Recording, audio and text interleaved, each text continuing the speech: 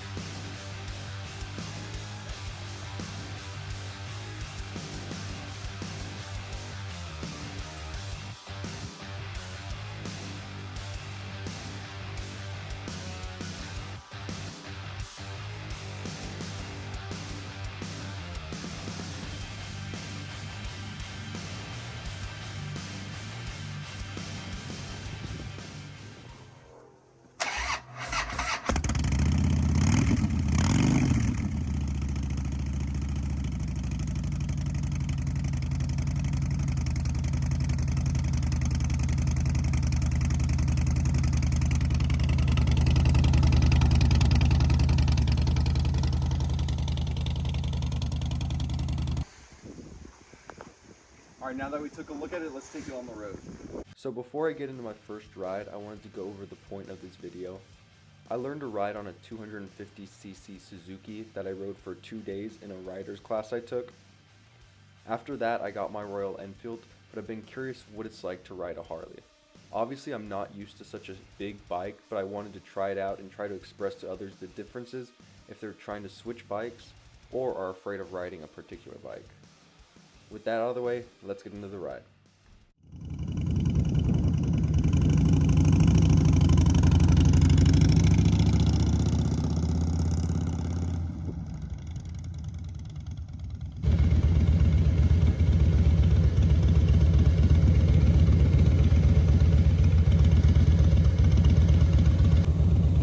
There really is a big difference between this bike and my own. It's much heavier, much harder to turn, much more power, but starting off from a stop is much easier on my bike. This one is, you really got to give it gas to get going.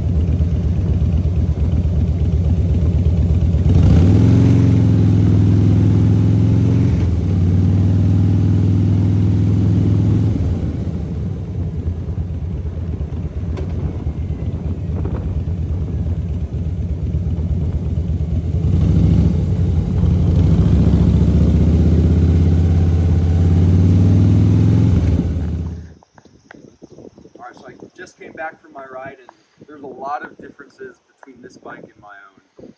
The first major difference that I noticed, other than the weight and the size of it, is from a stop to get it going, I really need to give this a lot more throttle. On mine, I can basically do it in idle, get it rolling in idle. Here it'll stall if I don't. I stalled it a couple times trying to do that.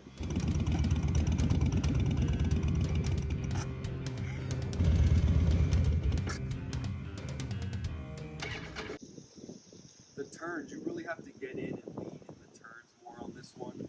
Mine, you really don't need to lean in with it. I'm guessing because it's so light. The changing gears, much quicker on this one. Not in a bad way, it's just, you can feel it and hear it more. It's a nice convenience. Like, it's a solid switching between the gears. It's kind of nice to hear and feel.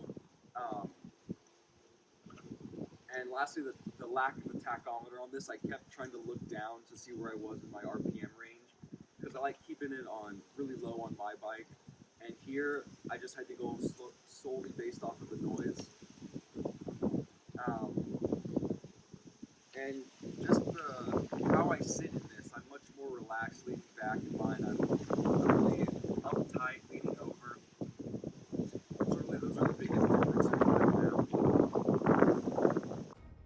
Looking at how these bikes compare, you can see why they feel so different to ride.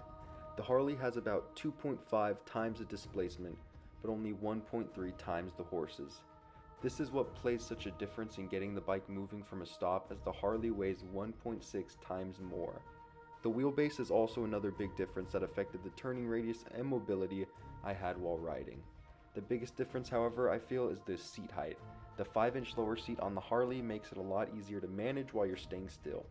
You get a lower center of gravity, and because of that, don't have to fight the weight of the bike as much, even though it is much heavier. In summary, the Harley offers a much different riding experience that would be much more comfortable in longer cruises, but maybe not as fun for quick changes in speed and direction. That being said, if for whatever reason you're afraid of getting and riding a Harley because of its size, you shouldn't be. As long as you make yourself comfortable with the weight and power and drive within your limits, there's nothing to fear. If you enjoyed this video, please leave a like and subscribe. If you have anything you want to tell me, put it in the comments. Thank you for watching and ride safe.